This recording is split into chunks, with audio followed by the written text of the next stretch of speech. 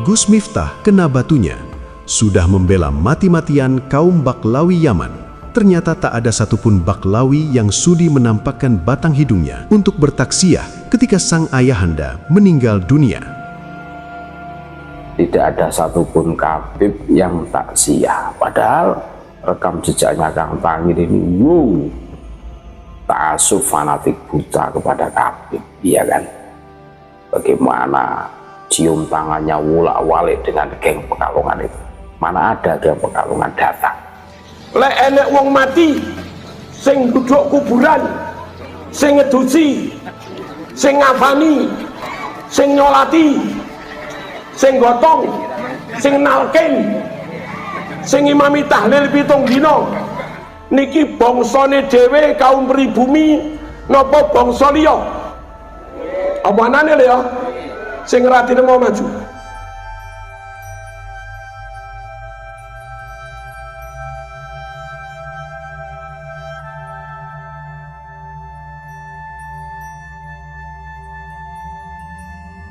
Selasa, 9 Desember 2025 menjadi hari duka yang begitu mendalam bagi seorang Gus Miftah, penceramah kondang jongos Baklawi, pemalsu makam dan pemalsu sejarah Lutfi bin Yahya, di mana sang ayah tercinta meninggal dunia, meninggalkan kesedihan yang mendalam bagi seluruh keluarga besarnya.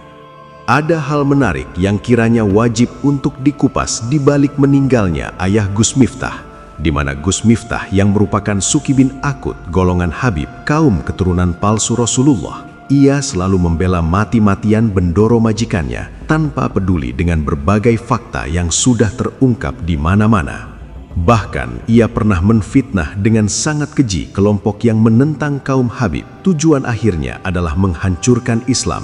Pada saat kematian sang ayah hingga proses pemakamannya, ternyata tidak ada satupun Baklawi yang selama ini ia bela dengan sangat membabi buta muncul menampakkan batang hidungnya. Dan justru Kiai Haji Marzuki Mustamar, salah seorang dari kelompok yang ia fitnah akan menghancurkan Islam, hadir bahkan memimpin prosesi pemakaman sang ayahandanya.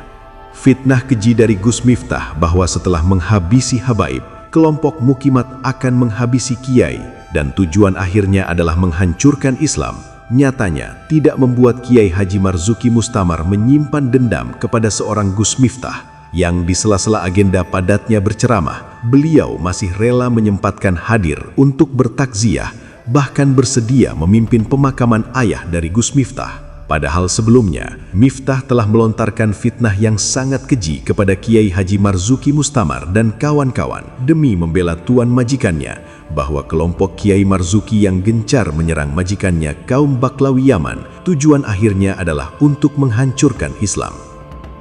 Kemarin Habib sudah dihajar habis-habisan, di framing habis-habisan.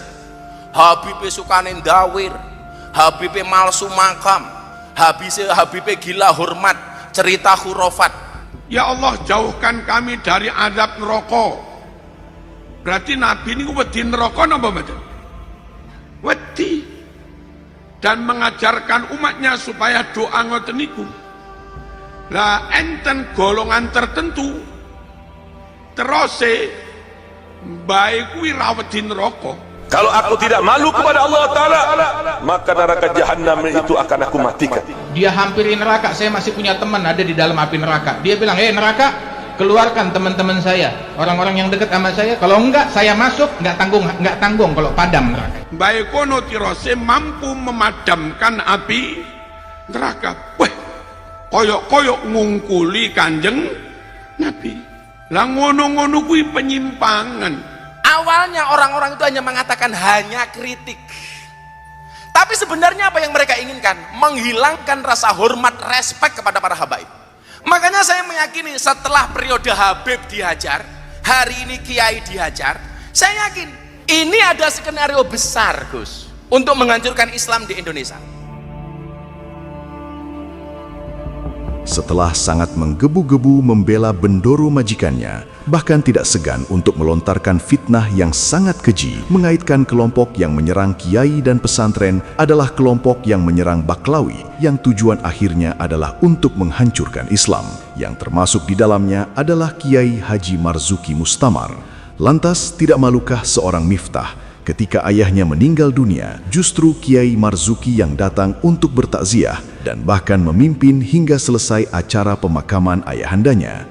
Lalu pertanyaannya, kemana Baklawi yang selama ini ia bela dengan sangat membabi buta? Mengapa tidak ada satupun dari mereka yang sudi menampakkan batang hidungnya untuk bertakziah, sekedar memberi penghormatan terakhir kepada ayah dari seorang jongos mereka yang selama ini sudah membela mati-matian kepada golongannya?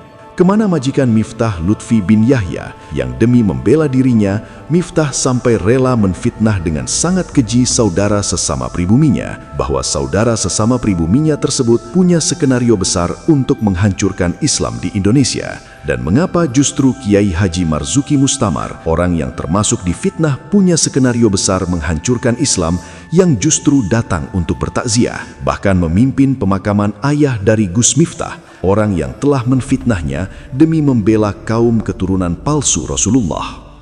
Hal ini seharusnya menjadi pelajaran yang sangat berharga bagi kaum pribumi Nusantara, terutama bagi mereka yang masih menjadi sukibin keturunan pendatang klan Bani Ubaidillah, bahwa sekeras apapun mereka membela tuan majikannya, bahkan sampai rela memusuhi saudara sesama pribuminya, memusuhi ulama pribumi Nusantara ketika mereka mati meninggalkan dunia fana. Tetap saudara sesama pribumi dan para ulama pribumi Nusantara lah yang mengurusi jenazah mereka.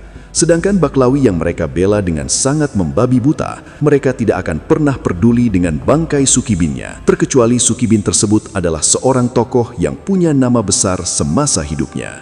Para ulama pribumi Nusantara, terutama kiai kampung yang ada di desa-desa kita, merekalah yang punya jasa besar dalam keislaman bangsa Indonesia, mengurusi umat dari ketika hidup hingga meninggal dunia. Maka sangat biadab orang-orang pribumi Nusantara menyambut Baklawi yang datang cuma sekali dua kali ke kampung kita, namun penghormatannya sangat luar biasa, penghormatan yang tidak pernah didapat oleh kiai kampung yang telah berjasa besar mengenalkan kita kepada Allah dan Rasul-Nya. Sampeyan enggal dibaan rakira lali karo guru TPQ, lek dibaan rakira lali guru langgar, guru MI, guru diniyah, lek dibaan mau tinggal ganti sholawat model baru, terus gaya acara model ngono kuwi, settingan acarane mesti Ustadz TPQ neng isor, guru diniyah neng isor, guru MI neng isor, ranting NO neng isor, biyen neng alun-alun acara ngoten niku Yai Mas Duki Mahfud kon lungguh neng isor, kula protes ra gelem munggah. Iki guruku aja tak. Lha aku nang dhuwure Mas Duki Mahfud nang isor ya dadi jamu mente Marzuki. Idil fatah hasba tiqati rufi wa kullu man lam ya'taqid lam yantafi. Nang gurune wis gak iktikad, gak yakin, manfaat teko ndi, Mas? Nah kula asli gelo karo rawuh mendesain acara, men-setting acara guru-guru bangsa irung pesek lho. Iku lungguh nisor-nisor bangsa tertentu, mulang TPQ ora, mulang MI ya ora, mulang langgar ya ora, mulang diniyah ya ora, tapi bareng acara sing ra tau mulang, ra tau apa, menang irung, menang penampilan, Masya Allah, lungguh neng dhuwur dahar prasmanan wangsul berkat lek perlu sing ngene iki bareng. Neng guru-guru ngaji nih panitia tirmane suwun ya. Kalau asli gelo para rawuh dibani gak ngono kuwi, aja ninggal masyayikh, aja ninggal guru. Ya Rabbi warda anil masyayikh.